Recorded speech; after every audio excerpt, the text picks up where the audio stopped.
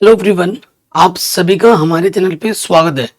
तो कई दिनों से क्लास 11th वालों की रिक्वेस्ट आ रही थी कि सर हमारे लिए भी कुछ बता दीजिए। तो देखो बच्चों, आपको मैं बताना चाहता हूँ क्लास 11th हमारे लिए कितना ज़्यादा इम्पोर्टेंट है।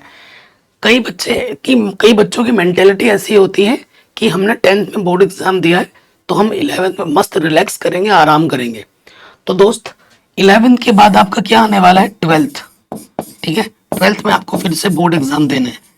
ठीक है, अगर मैं आपको एक रियलिटी बताऊं, फैक्ट, 10th का जो आपका मार्कशीट है ना, वो सिर्फ डेट ऑफ बर्थ देखने के काम आता है, बाकी किसी काम का नहीं है वो मार्कशीट।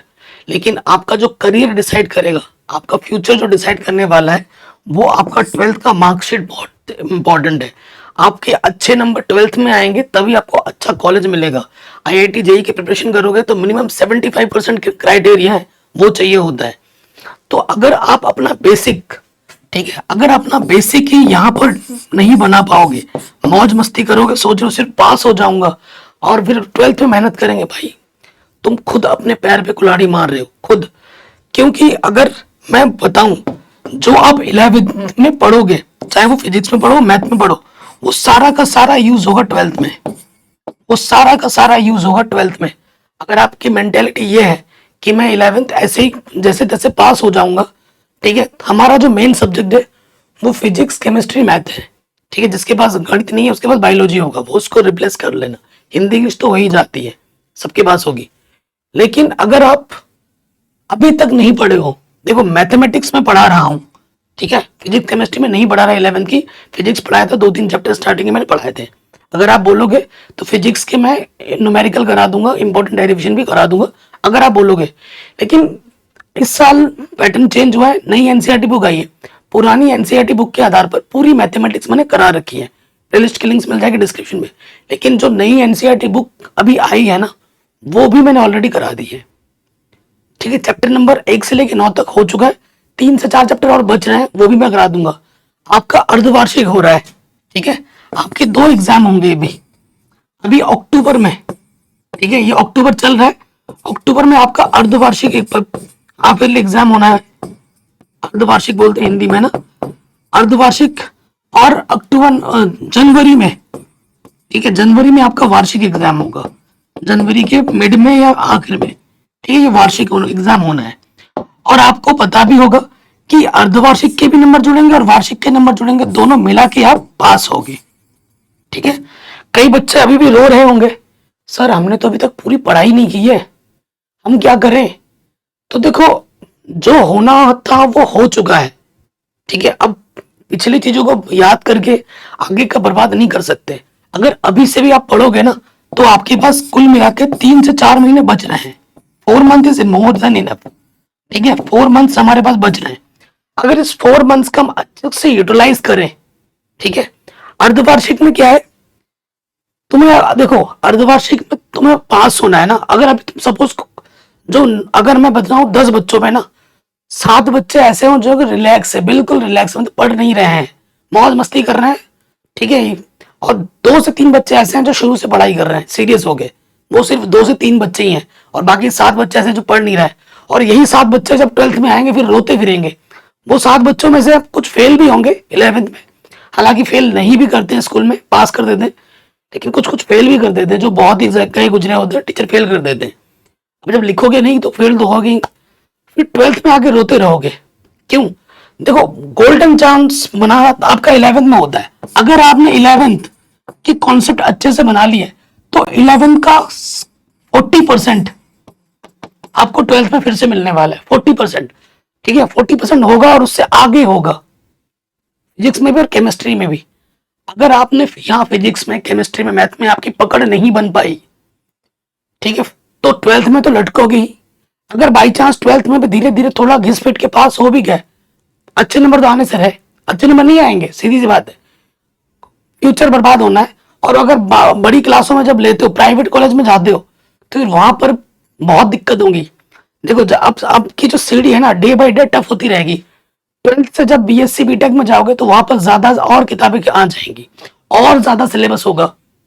आपके मन में ये डाला गया है ना कि 10th सबसे हार्ड है, पहला बोर्ड एग्जाम सबसे हार्ड है, तो आप रियलाइज कर रहे होगे कि पहला बोर्ड एग्जाम सबसे आसान था, 12th का और टफ होगा, और जब आगे जाओगे तो और टफ होगा। ठीक है, सीढ़ी बाय सीढ़ी जब चढ़ोगे ना तो आपको और कठिनाई सामने मिलती रहेगी। लेकिन अगर आप 11th को अच्छे से पढ़ाई करोगे तभी 12th में अच्छे नंबर आप कर पाओगे। आपको 12th के स्टार्टिंग से कोई दिक्कत ही नहीं होगी। ठीक है, कोई दिक्कत नहीं होगी अगर आपने 11th अच्छे से पढ़ाया है, किया है तो। अब ये जो 4 महीने हमारे पास बचे हुए हैं इनको कैसे पढ़ना है? देखो, अभी अर्धवार्षिक पेपर है। ठीक है, जितना आपको सिलेबस बताया गया स्कूल से बताया, क्योंकि अर्धवार्षिक एग्जाम स्कूल कंडक्ट कराता है। ठीक है, 11th का एग्जाम स्कूल कंडक्ट कराते, टीचर पेपर बनाते या फिर पूरे जिले का पेपर बनता है। ठीक है, एक वो चीज होती है। तो देख लेना, जो भी है अर्धवार्षिक का तो मैं अभी उतना नहीं कर पाऊंगा, ये आपको अपनी मेहनत से करना है। ठीक है, जितना आप मेहनत कर पाओ। देखो मेरे साथ, मैं अपना एक्सपीरियंस खुद बताऊं तो जब मैं 11th में था, स्टार्टिंग का फेज, हम हमारे टाइम पे ना यूट्यूब था ना ही अच्छे टीचर थे, हम गवर्नमेंट स्कूल से पढ़े हैं।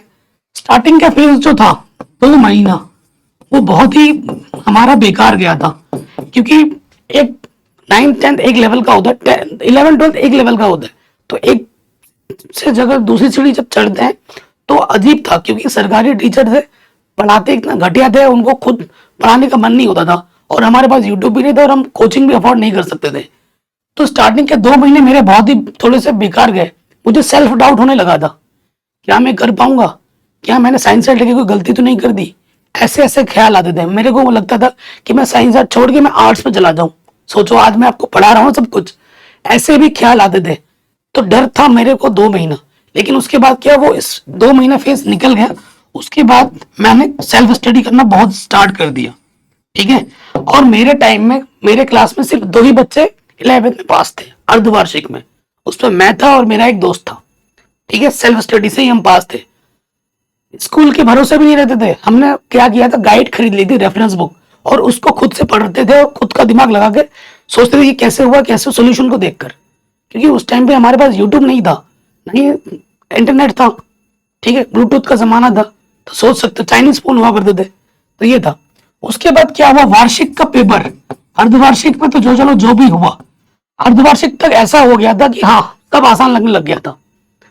जो टफ पीरियड था वो चला गया। अगर आप ये पीरियड गुजार देते हो, अगर कोई बच्चा सोच रहा है कि अर्धवार्षिक में फेल हो गया हूं, मैं वार्षिक में पास नहीं हो सकता, ऐसा कुछ नहीं है। हमारे साथ इतने बच्चे, 32 बच्चों का कक्षा क्लास थी, तो हमसे अर्धवार्षिक में 2 बच्चे पास थे, 30 बच्चे फेल थे। लेकिन जब वार्षिक का पेपर हुआ तो सिर्फ 2 बच्चा फेल था, 30 के 30 बच्चे पास थे। ठीक है, तो पास हो जाते हैं, मेहनत करनी पड़ती है। तो बचे हुए 4 महीने में आपको क्या करना है, अगर आप, मैं बताऊं, गणित की बात करें। ठीक है, गणित, उसके बाद अगर मैं बात करूं फिजिक्स यानी कि भौतिक विज्ञान, और उसके बाद केमिस्ट्री। ठीक है, 4 महीने या 3 महीने एवरेज लगा लो। अगर छुट्टी उट्टी छोड़ दो, त्योहार व्यवहार छोड़ दो, तो 3 महीने अभी भी है। 3 महीने का मतलब 90 दिन। ठीक है, 90 दिन। गणित के कितने चैप्टर हैं? ठीक है, गणित के आपके चैप्टर सपोज करो 15 चैप्टर हैं, 14 से 15 चैप्टर हैं। ठीक है, आप का टारगेट रखो। टारगेट क्या रखो, अगर शुरू से अभी फ्रेश स्टार्ट कर रहे हो कि मुझे 3 दिन में, ठीक है, 3 दिन में एक चैप्टर निपटाना है गणित का। ठीक है, ऐसे ही फिजिक्स का कि 3 दिन में, और केमिस्ट्री का 3 दिन में एक एक चैप्टर निपटाना है। तो ट्रस्ट मी गाइस, आप 3 दिया, 45 दिन में 15 चैप्टर, या आप 2 महीने में भी पढ़ोगे ना, 2 महीना 60 दिन दे दिया, तो 2 महीने में आपका पूरा शुरू से लेके एंड तक, आप यूट्यूब के वीडियो देख के, हमारे वीडियो देख के, मेरे वीडियो देख के, बाकी जो टीचर पढ़ा रहे हैं, आप आराम से कर सकते हो। लेकिन हाँ, मेहनत करनी पड़ेगी। दिन में आपको कम से कम, अगर मैं 3 दिन दे रहा हूं तो आपको मैथ कम से कम डेली 2.5 घंटे पढ़ना पड़ेगा डेली। ठीक है, फिजिक्स मेरे हिसाब से डेली 2 घंटे पढ़ना पड़ेगा, और केमिस्ट्री कम से कम 1.5 से 2 घंटे आपको डेली पढ़ने पड़ेंगे। अगर आप ऐसा कर रहे हो, इतना टाइम दे पा रहे हो अभी से, ये चीज डेली करनी है।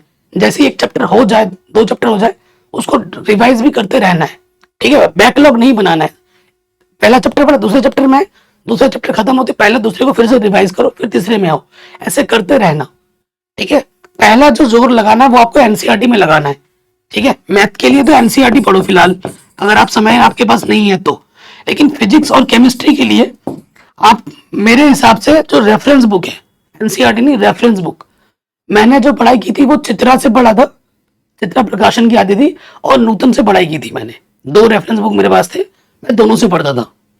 मुझे रेफरेंस बुक इसलिए खरीदना पड़ा था क्योंकि हमारे स्कूल में टीचर हमें पढ़ाते नहीं थे, तो खुद वहां, क्योंकि रेफरेंस बुक में पूरा अच्छे से एक्सप्लेनेशन होता है और उसके साथ साथ क्वेश्चन आंसर भी दिए होते हैं और उसको हम पढ़ के खुद से समझते थे।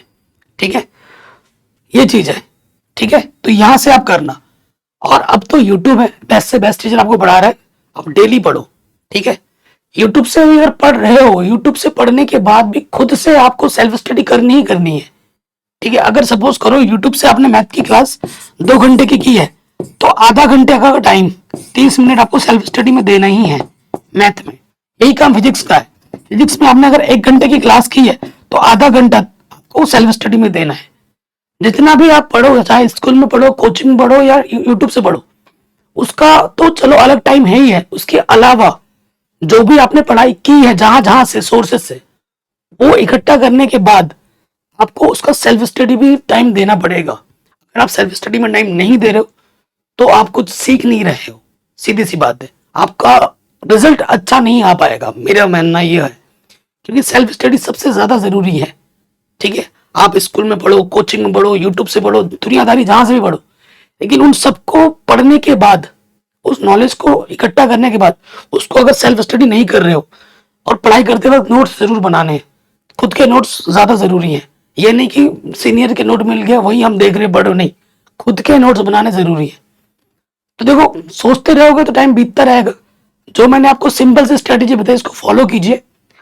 ठीक है, जो बीत गया सो बीत गया। अर्धवार्षिक में अगर नंबर थोड़े कम भी आए तो उसको दिल पे लेना कि नहीं, अर्धवार्षिक में मेरे नंबर कम आए, मुझे वार्षिक में फोड़ के दिखाना है।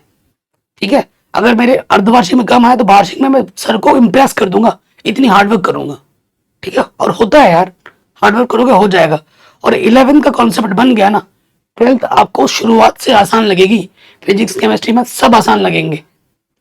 और 11th अगर घिसपिट के पास हो रहे हो ना, रट रट के एक आध क्वेश्चन इधर उधर से देख दाख के, चोरी चकारी करके, नकल मार के, तो फिर 12th में रोते ही रहोगे। ठीक है, तो जय हिंद। इस वीडियो को हर जगह शेयर करें, और मैथ मैंने पूरी पढ़ा रखी है, लिंक्स मिलेगी डिस्क्रिप्शन पे। नई वीडियो जल्द आने वाली है। जय हिंद।